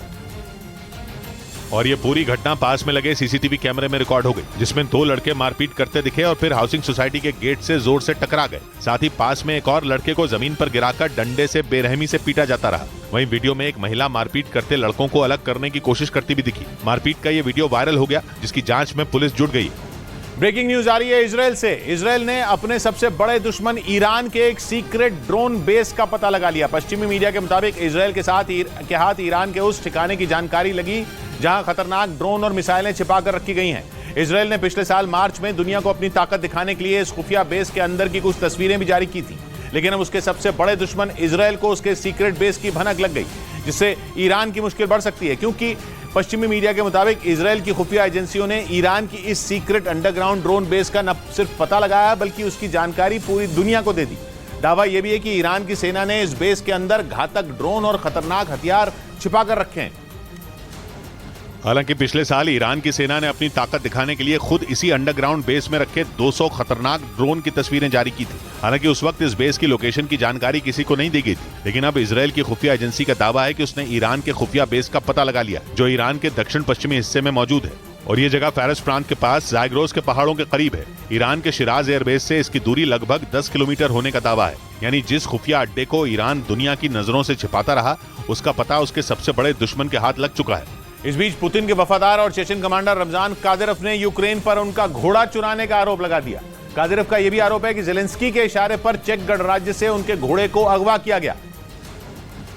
क्योंकि जंग में रूसी सेना के साथ मिलकर कादिरव के लड़ाके यूक्रेन की सेना पर कहर बनकर टूट रहे हैं। कादिरोव ने ही सबसे पहले पुतिन को मारियोपोल में जीत का स्वाद चखाया था और अब उनके लड़ाके डॉनबास में जेलेंस्की की फौज से लोहा ले रहे हैं। इसी वजह से जेलेंस्की उनसे चिढ़े हुए हैं। कादिरोव का आरोप है कि इसीलिए यूक्रेन की खुफिया एजेंसियों ने चेक गणराज्य के एक अस्तबल से उनके पसंदीदा घोड़े जाजू को अगवा कर लिया और घोड़ा वापस करने के लिए उनसे $20,000 यानी भारतीय रुपयों में करीब 16 लाख रुपए की फिरौती मांगी गई थी।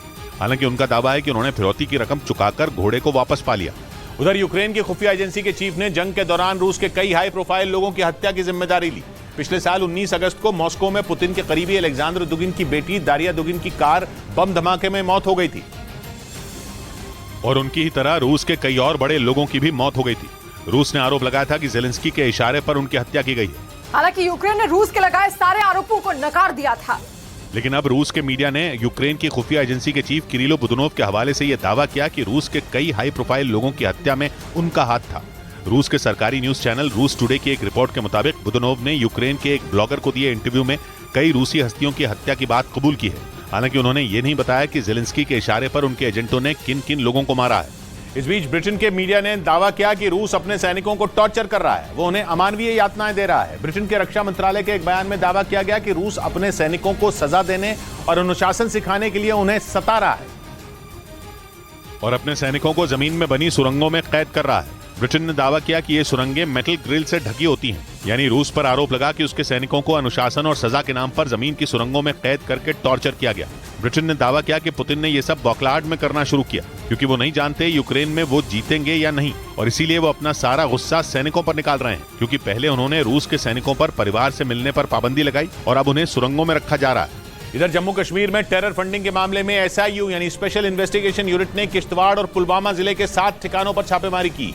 SIU के मुताबिक पाकिस्तान से आए आतंकी इन्हीं इलाकों में छिपे थे और SIU की अलग अलग टीमों ने पहुंचकर उन्हीं ठिकानों पर छापेमारी की। खुफिया सूत्रों के मुताबिक इन ठिकानों पर आतंकी कुछ दिन रुके थे और यहीं से कश्मीर को दहलाने का प्लान बनाया था। इसके साथ ही ये आतंकी हाल ही में हुए हमलों में भी शामिल थे। बताया गया कि इन ठिकानों से स्पेशल इन्वेस्टिगेशन यूनिट को कई अहम सबूत मिले हैं। कुछ दिनों से NIA भी टेरर फंडिंग मामले में छापेमारी कर रही है क्योंकि श्रीनगर में होने वाली G20 की बैठक में पाकिस्तान टांग अड़ा सकता है और एक बड़ा आतंकी हमला करवा सकता है, जिसे देखते हुए सुरक्षा एजेंसियां अलर्ट हैं।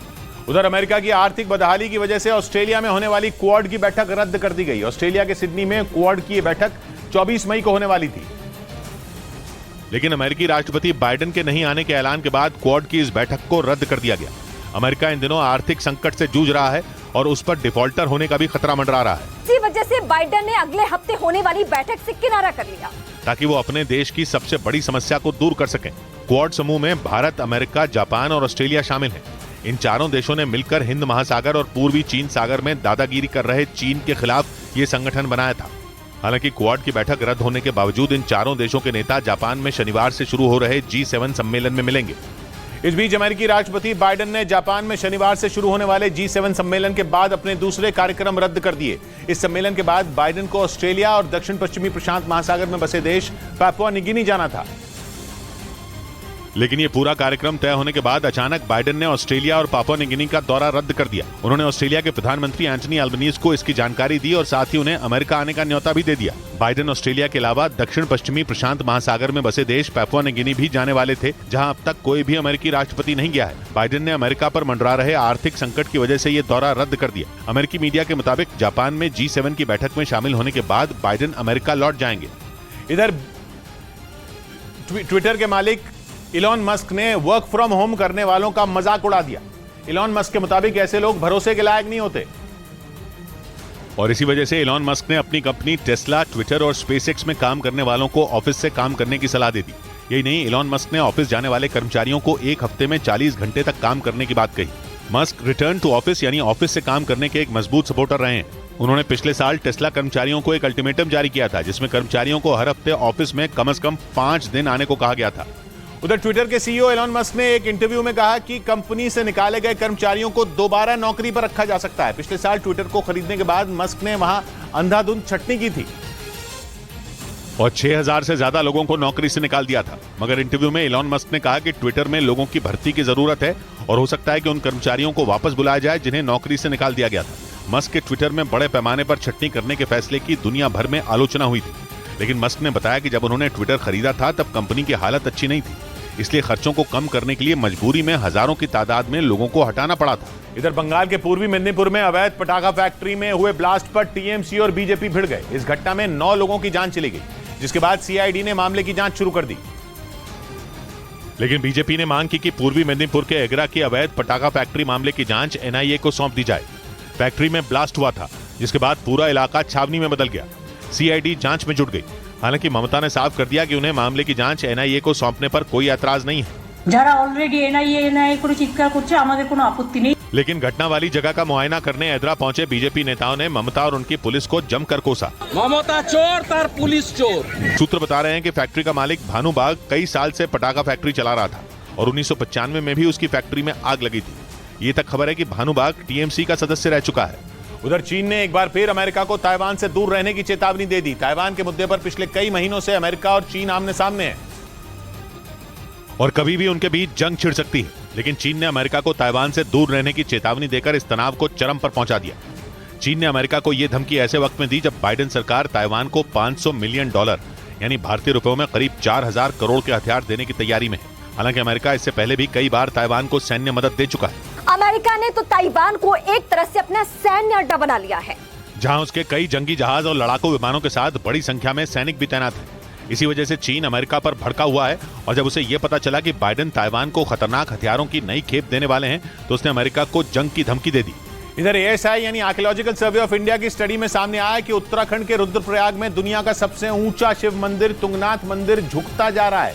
इसलिए एएसआई ने केंद्र सरकार से तुंगनाथ मंदिर को संरक्षित स्मारक घोषित करने की अपील की, क्योंकि एएसआई ने पाया कि 8वीं सदी में बना तुंगनाथ मंदिर करीब 5 से 6 डिग्री के एंगल पर झुक रहा है। वहीं मंदिर परिसर के अंदर मौजूद छोटे ढांचे 10 डिग्री तक झुके पाए गए। तुंगनाथ मंदिर 12,800 फीट की ऊंचाई पर बना है। इतनी ऊंचाई पर पूरी दुनिया में कोई शिव मंदिर नहीं है, लेकिन मंदिर के झुकने की घटना ने एएसआई को परेशान कर दिया है, इसलिए वो इसकी वजह जानने में जुट गया।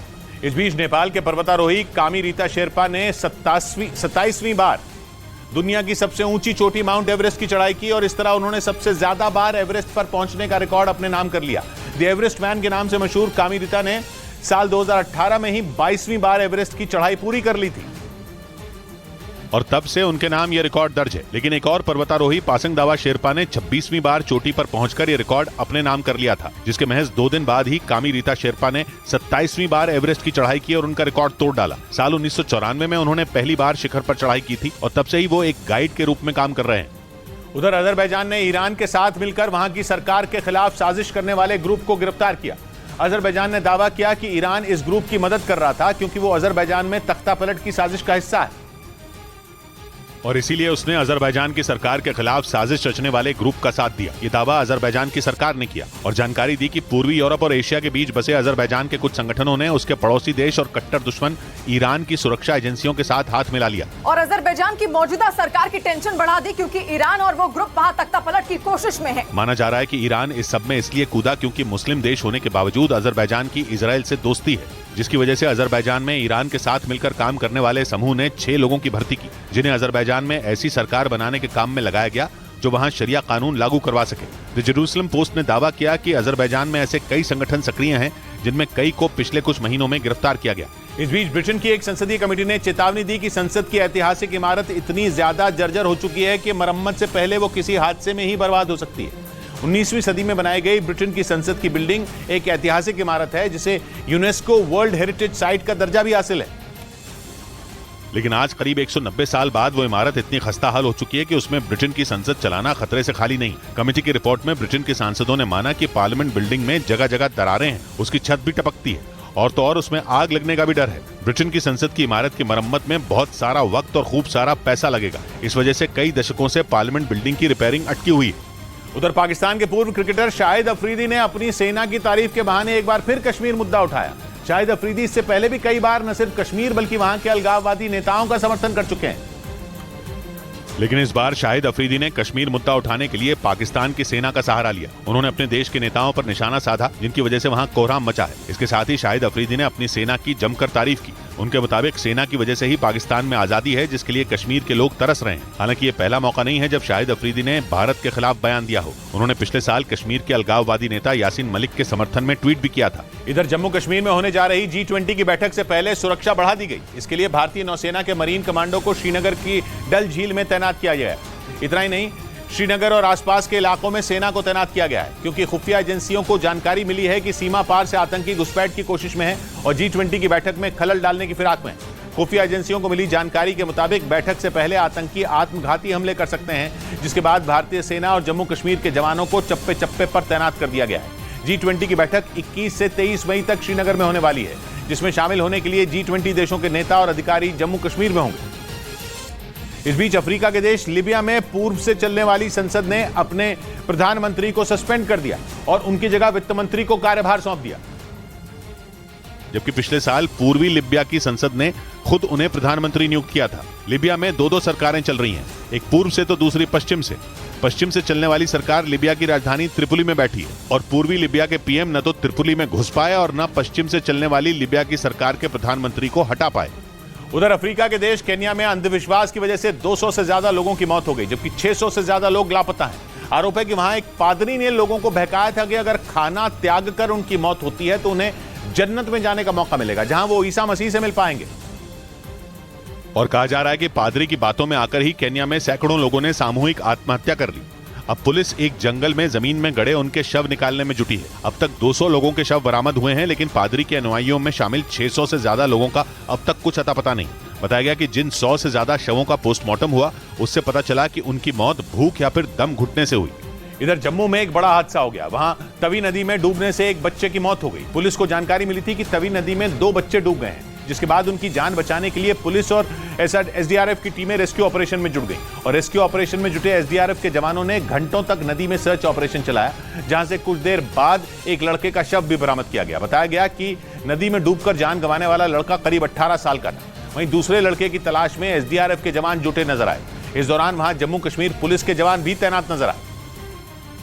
उधर उत्तर प्रदेश के संत कबीर नगर से दिल दहला देने वाला एक वीडियो सामने आया, जिसमें एक तेज रफ्तार कार ने सड़क किनारे खड़ी 2 मोटरसाइकिलों को जोरदार टक्कर मार दी। वहीं एक आदमी की जान बाल बाल बच गई। इस घटना का जो सीसीटीवी वीडियो सामने आया, उसमें एक तेज रफ्तार कार ने सड़क किनारे खड़ी 2 मोटरसाइकिलों को अचानक टक्कर मार दी। इसके बाद वहां खड़ा एक आदमी भी इसकी चपेट में आने से बाल बाल बच गया। अगर वो आदमी एक भी कदम आगे बढ़ाता तो उसकी जान जा सकती थी। वहीं घटना की जानकारी मिलने के बाद पुलिस ने कार को जब्त कर लिया और आरोपी की तलाश में जुट गई।